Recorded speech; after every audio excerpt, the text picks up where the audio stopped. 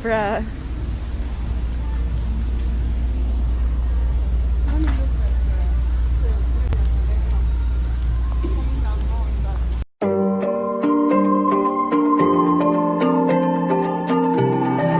A young, intelligent, Ghanaian, African guy converted this into a stainless charcoal. This is stainless. I'm wearing white for the first time.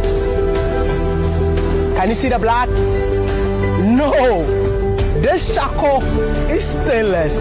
The man himself. I really want to know your story. You're the biggest charcoal producer in Ghana. Possibly in West Africa and maybe the whole of Africa. Yeah, by capacity. So it all started when I was a law student, and then on the usual commute to class, I observed, I started on the Oxford Street. So you realize that on every junction on that street, there's somebody selling coconuts. And then eventually you realize that the whole of Accra, you have so many people selling coconuts too. Yeah. So it all began with a question. With these guys selling so much coconut, what did they actually do with the waste? And that's where the whole idea started coming up. And then eventually I realized that they were all dumping their waste by the beaches and making our beaches so dirty. I took a trip to the beach, saw what was happening there, and then I just told myself something has to be done. At the time I didn't even know what we could use the waste for, but along the line I realized I got so much interested in this coconut stuff. I even lost interest in reading law to concentrate on this. And I think in the final year I had to use the fees to actually start this. Hold on. Use your final year school fees to start this business. Instead of becoming a lawyer. You know, the whole idea began when one day we went to buy kenke. We saw the kenke seller was using the coconut husk in her fire instead of firewood. And that was when it really hit me like, wow, so instead of firewood, she's using this coconut, which is basically free everywhere. And these guys are dumping it by the beaches. Okay, so since firewood is raw material for charcoal, can we also use the same coconut the woman is using to make charcoal? I actually didn't know anything about charcoal. I joined these guys that make charcoal in the north just to see how they do it. Came back to Accra.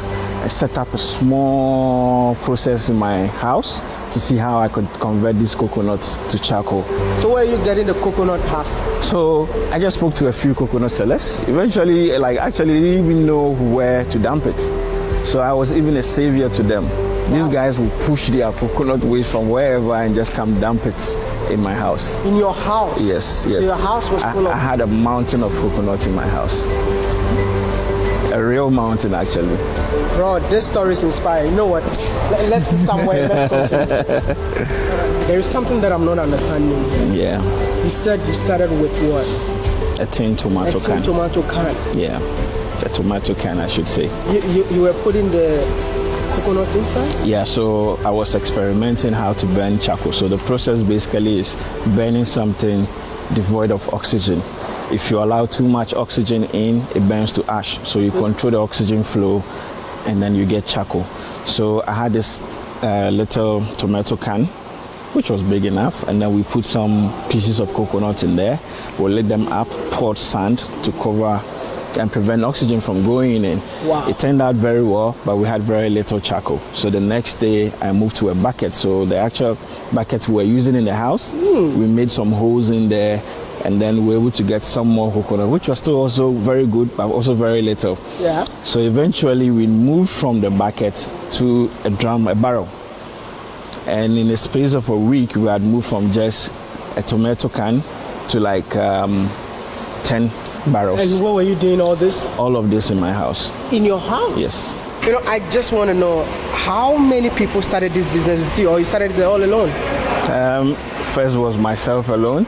I got in one more person and then got in some more people. Gradually we are about 12 people here.